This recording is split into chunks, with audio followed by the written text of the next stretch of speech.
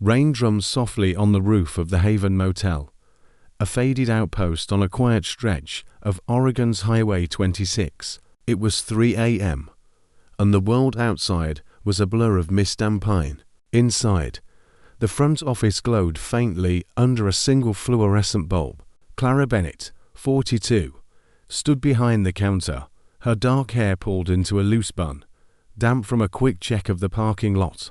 Her hazel eyes flicked to the clock, then to the small television flickering in the corner, where a late-night talk show droned on. "Clara, let it go," muttered Harold, the night manager, his gaze glued to the screen. He was 60, with a paunch and a permanent scowl. "You're not paid to play detective." Clara's lips pressed into a thin line. She'd heard a crash from room 7 glass, maybe, sharp and unmistakable. "Could be trouble," she said, her voice steady but firm. Room 7 paid cash, came in late. No luggage, just a duffel. "You don't think that's odd?" Harold snorted, waving a hand. "People pay cash to be left alone, not to have you knocking at this hour." "Probably dropped a bottle." "Leave it." Clara hesitated. The Haven wasn't what it used to be. Once a bustling stop for families heading to Mount Hood, it now drew truckers, drifters, and the occasional lost soul. The kind of place where questions weren't asked and answers weren't offered. But Clara had never been one to look the other way, not when her gut told her something was wrong. Without another word, she grabbed the spare key for room 7 and stepped into the rain.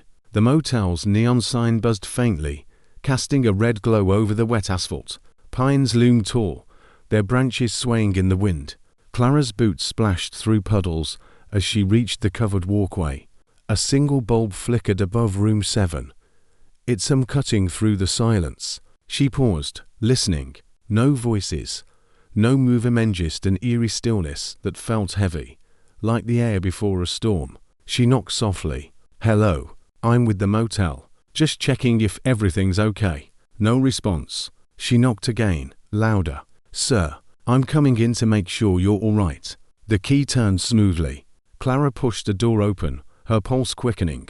The room was dark, lit only by the muted glow of a television stuck on a news channel. The air smelled of damp clothes and something sharp, like sweat and metal. A lamp lay shattered on the floor, its base cracked. The bed was a tangle of sheets, and a duffel bag had spilled its contents cloths.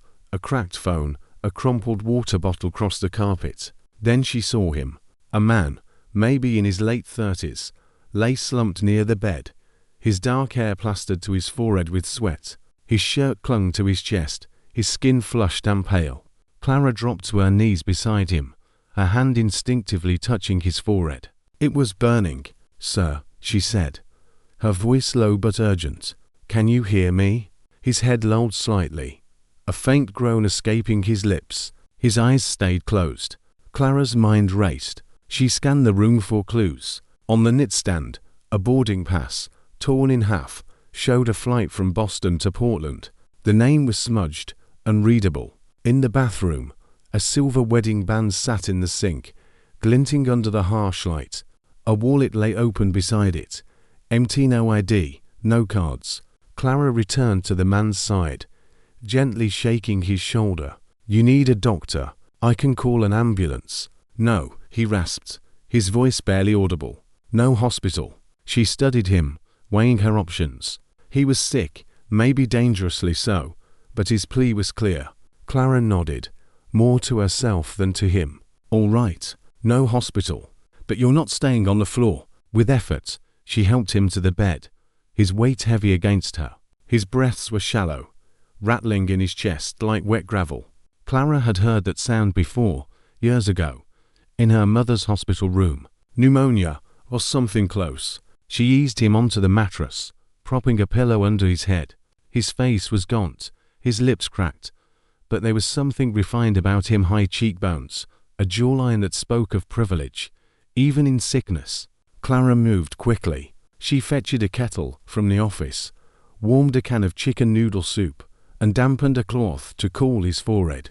The motel's first aid kit was a joke band-aids and expired aspirin, but she found a few tablets to ease the fever. She spooned soup into a mug and held it to his lips. He swallowed slowly, half-conscious. "Easy," she murmured. "Just a little." She didn't ask his name or why he was here. The ring, the torn boarding pass, the empty wallet, he told a story she didn't need to hear. Not yet. Clara left a note on the nightstand. "Rest. You're not alone." Then she slipped out, locking the door behind her.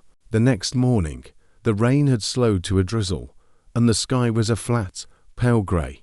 Clara brewed coffee in the office, her thoughts on room 7. She filled a thermos with ginger tea, wrapped a muffin in a napkin, and headed to the room. She knocked once, waiting. "Come in," a hoarse voice called. Clara opened the door. The man was sitting up in bed, still pale but awake. His eyes, a sharp green, watched her with a mix of wariness and relief. His dark hair was mussed, but he'd managed to change into a clean shirt from his duffel. "You're the one who," he trailed off, gesturing vaguely at the nightstand where the soup mug sat empty. "Brought the soup?" "Yeah." Clara set the thermos and muffin down. "You look better. Still need rest, though. And fluids." He cleared his throat, wincing. "Thank you." She nodded, studying him. "You said no hospital, so I won't push. But you need antibiotics. That cough's not a cold." He looked away, his jaw tightening. "I wasn't trying to cause trouble." "You didn't," Clara said simply. "You passed out. That's your body telling you to stop running." He hesitated, then met her gaze. "I'm Nathan." Clara tilted her head, a faint smile tugging at her lips. "Real name, or one you're borrowing?" A weak chuckle escaped him. "Real, for what it's worth." She didn't press further. Opening the curtains, she let in the dim morning light. The pines outside swayed gently, their needles glistening with rain. Nathan shifted, his voice low. "I should go." Clara turned, eyebrows raised. "You can barely stand. Where are you headed in this shape?" "I'll manage," he said. But his tone lacked conviction. She folded a blanket at the foot of the bed, her movements deliberate. "No one walks out of these woods with a fever like that. You're not a prisoner, Nathan, but you're not hiking anywhere today." He blinked, surprised by her calm authority. Then he leaned back, exhaling. "Fine. One more day." Clara nodded. "Good." She stepped into the hallway, closing the door softly behind her. Over the next 2 days, a quiet rhythm emerged. Clara moved like a ghost through the motel, leaving small offerings outside room 7. Ginger tea, warm soup, clean towels. She washed Nathan's clothes, 2 shirts, jeans, worn socks, folding them with care. Into the pocket of a fresh shirt, she tucked a note on handmade paper, its edges rough and flecked with dried sage. "If you ever want to talk, I'll listen. If not, I'm still here." Nathan stayed in room 7, wrapped in the motel's thin blankets, the television off, the window cracked to let in the scent of wet pine. His fever eased, his breathing less labored, but the weight in his chest lingered, heavy with something more than sickness. Clara's presence steady, unintrusive, like an anchor, grounding him in a way he hadn't expected. On the 3rd evening, Clara found a washed soup bowl that was beside his door, a folded note tucked beneath it. In precise handwriting, it read, "Thank you for the quiet." She smiled, tucking the note into her pocket. By the 4th morning, Nathan was stronger, his cough quieter. Clara knocked, holding a thermos and the navy sweater, soft from years of wear. "It's chilly out there," she said, handing it to him. "Not much to look at, but it's warm." Nathan took the sweater, his fingers brushing the worn fabric. "Yours was my dad's," Clara said with a shrug. "Now it just collects dust." He pulled it on, the sleeves slightly long. "I could use some air." They walked a trail behind the motel, where moss draped the trees like lace, and the air smelled of cedar and earth. Neither spoke for a long while, their footsteps muffled on the damp ground. At a clearing, where a weak sun broke through the clouds, Nathan paused, his gaze distant. "This place," he said, "it's different." Clara glanced at him. "Peaceful." He nodded. Like the world stopped screaming for a minute. They continued, reaching a shallow stream where stones rose above the water. Nathan's voice was low when he spoke again. "I was supposed to get married next week." Clara crouched by the stream, trailing her fingers through the cold water. She didn't react, just listened. Not because I wanted to, he went on. It was a deal. My family, Hurstwell Companies, one merger, a wedding to seal it. Clara looked up, her expression calm. And you? I didn't say no. Not for a long time. It was easier to go along than to fight. He met her eyes. But it wasn't love. It was a contract. Clara's fingers stilled in the water. But storms come anyway. He nodded, a faint smile breaking through. Yeah, they do. They walked on, the trail narrowing. The mist thickened, and the path grew slick. Clara stepped ahead, crossing the stream on mossy stones. Her foot slipped, and she stumbled, arms flailing.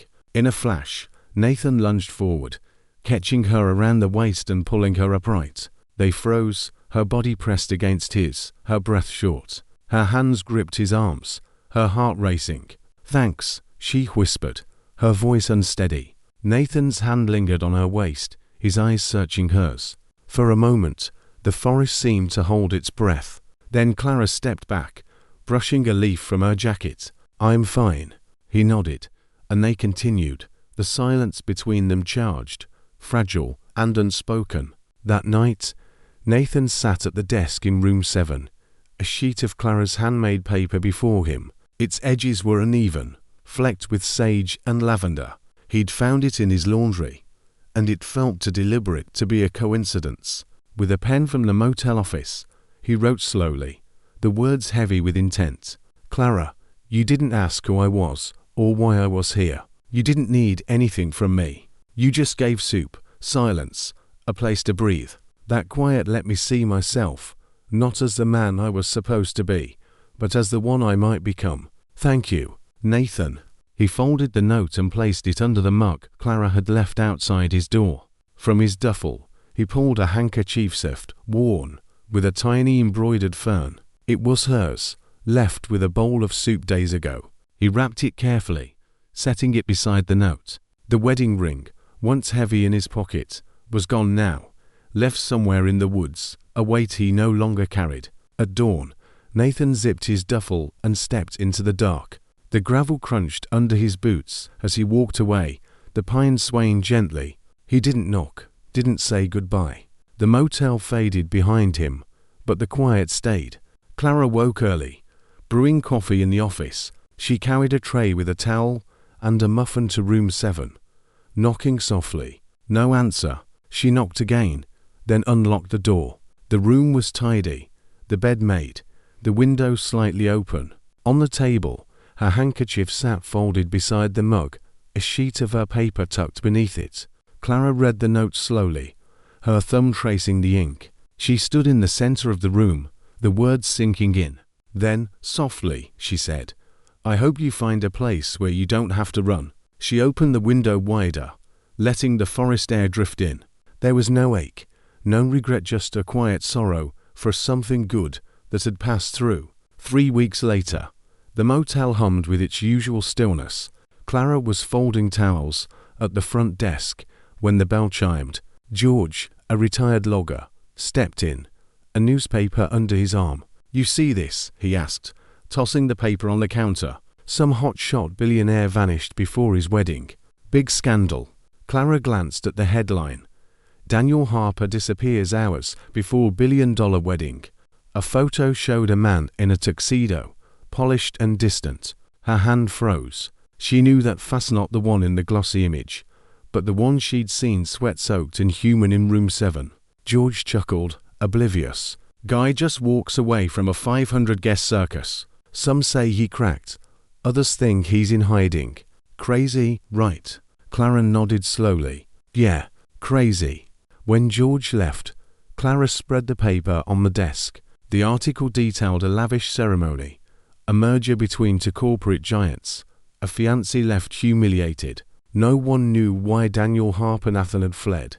Clara closed the paper, her thoughts drifting to the man who'd sat in room 7, not the billionaire in the headlines. In the linen closet, she opened a drawer. Beneath the towels was her handkerchief.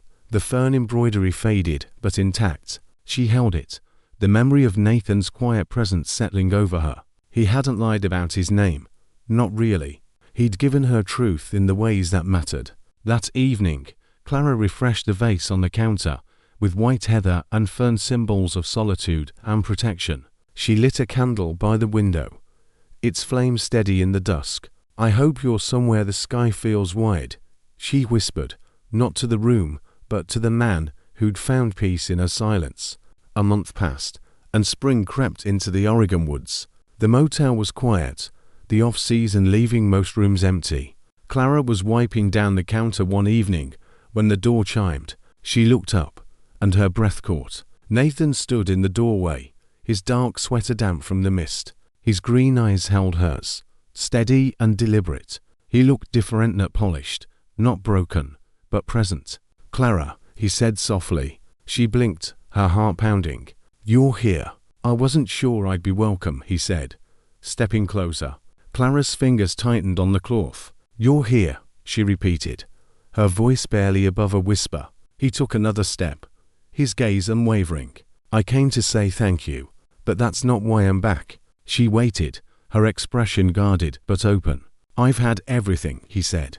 "Money, power, a name that opens doors. But I've never had peace. Not the kind where you sit still and feel like you belong. Not until you." Clara inhaled, the words landing like a spark in dry grass. Nathan reached into his pocket and pulled out a sage-flecked note, worn from being carried. "I've read this too many times," he said, holding it out. "It reminded me there are people who give without taking. I needed to know that before I came back." Clara took the note, her fingers brushing his. The air between them was thick, full of possibility. "I don't know what you expect me to say," she said, her voice soft. "I don't expect anything," Nathan said. "I know I left without a word. That says something about who I was. But I'm not running anymore. Not from my name, not from my past, and not from you." He turned toward the hallway, pausing at the door to room 7. His hand rested on the knob, his eyes meeting hers. "I don't know if you have room for someone who disappeared. But if you do, I'd like to stay. On purpose." Clara's throat tightened. She stepped around the counter, her boots quiet on the floor. She walked toward him, her expression softening. "I don't know what's next," she said. "But this place, room 7, these woods, it changed you. I see it." Nathan's gaze held hers. "And I see you." Clara unlocked the door, the familiar creak filling the silence. Warm air spilled out, scented with pine. She didn't say yes or no, but she left the door open. For now, that was enough. Room 7 felt different now. The same walls, the same window, but the air was lighter, warmer. Candles flickered on the knitstand, casting shadows over a vase of wildflowers, fern, heather, violets. Nathan stood in the doorway, taking it in. Clara glanced back and smiled. "Come in." He stepped inside, and she closed the door. They sat at the small table, bowls of stew steaming between them. Outside, the forest whispered. They didn't talk of Boston, weddings, or empires. Instead, they spoke of the woods, the deer Clara had seen by the creek, the way light filtered through the pines at dusk. Nathan admitted he hadn't read a book in years.